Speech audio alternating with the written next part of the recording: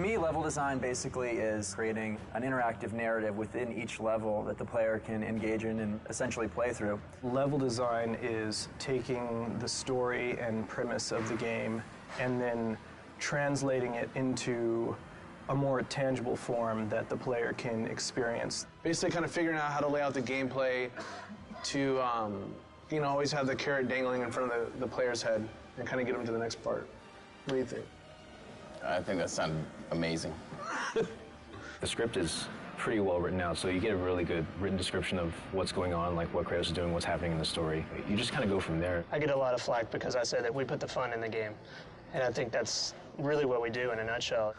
One of the greatest things about game design is that you're able to take an idea that's in your head and make someone go and experience that. We have so many tools in this universe and so many tools as far as what the game is built off of that we can pretty much do what we want. We're limited by our imagination, and I think that's one of the most fantastic things about working on this project. As a designer here at Sony, you can't just be good at one thing. It's really in our hands to do it all and do it well. We often try to integrate the puzzles into the exploration of the level and with the combat. You're going to have a lot of games where all of a sudden you're in your fight mode, and once that's done, then you're in your puzzle mode, and it almost feels like you're playing two different games. One thing we try really hard to do here is to mesh those different kinds of game designs so we get a really more fluid and dynamic gameplay experience. We essentially drive the vision of the level from the player's perspective and serving as the ambassador to them. So we need to protect their interests and make things easily understandable for them as they're playing through the level. Do you agree? It's a constant push-pull as well with the designers and the artists, because the artist may want to put something that's visually more interesting in, but it could also impact the play space in a negative way. I can't emphasize enough how important playtesting is to our process. If we didn't have it, the game would not be what it is. Because when the player takes the product home, we don't want them to be frustrated. You learn so much just watching people play it. That's one of the most valuable things you could ever do, is just sit down, give the person the controller, and just watch them play, see what they do. I think one of the strongest things that this team has actually is having, the game director come in and play it, have members from all the disciplines sitting down, and because everybody, chips in, hey, how are we going to animate this? Animators are sitting in. How are we going to build this? World builders are sitting in. Is this even possible? Coders are sitting in. That process makes everything just improve immensely. And I truly, truly mean that. I think a lot of people will say that, but here, it's extremely, extremely, extremely noticeable. And this is some ideas that I had for a grapple section where basically Kratos would grapple onto a broken column, and that would cause it to fall over, and he would be rolling down the hill with it and climbing up. Kratos hits a grapple point, swings around this column, lands on the backside, which has it to tilt over. It starts rolling down a hill, and he has to scurry up it using his climb. He gets on top and then jumps off to land on a platform before the thing rolls off a cliff. So that's kind of just some of the stuff that we think. And when we talk about big moments, this is some of the stuff that we deal with. I have no set process. I'll go from paper to computer to design sheet and then back to paper. It's really kind of organic.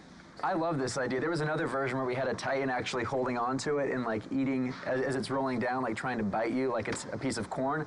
That unfortunately didn't make it into the game, but one of the things is just because I love an idea doesn't necessarily make it the best fit for the game, and being willing to understand that and walk away from certain things that don't necessarily fit, that's part of the job. This is my grandpa's old man puzzle. It's one of these kind of puzzles you got to figure out how to kind of put it together, but this kind of gave me some inspiration for the Labyrinth. So the Labyrinth is like this level where there's all these different cubes, and they're kind of like strung up throughout the cave entrance. And they're all like on these pulleys and ropes, and then as you go around the level, you kind of start slowly forming your own puzzle that you're going to then go into.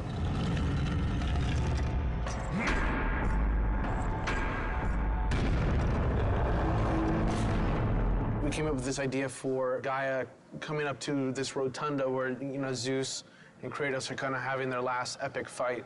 And the player's thinking, it's, mano a mano, they're just going to be battling, and then Gaia kind of comes into the picture and then ends up actually like physically ripping the whole building up and then like looking at it, and then you guys start fighting inside of it. She comes up and then like rips it off, and then she, comes up and crushes it and takes it apart.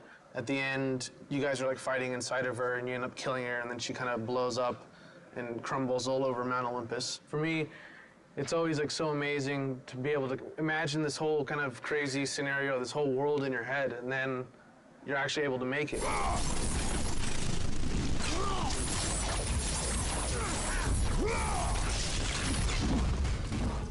been working on the Aphrodite Chamber, which is where one of the infamous lovemaking mini-games will be taking place within the larger game.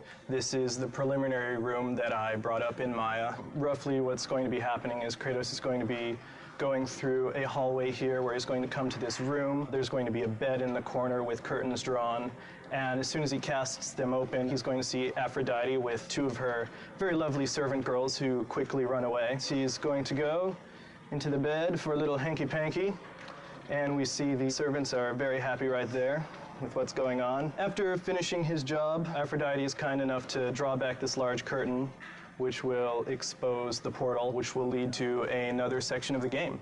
So that's generally an idea of how we mock up an event relatively quickly so that we can assess how the gameplay will be, and then we can forward that off to art so that they can make it pretty. And this is some of the things that concept art has done. This is the bed right here that you saw. It looks a little more fancy than the blocks that I've been using. Once that's done, I will implement them into the game and everything will mesh together perfectly.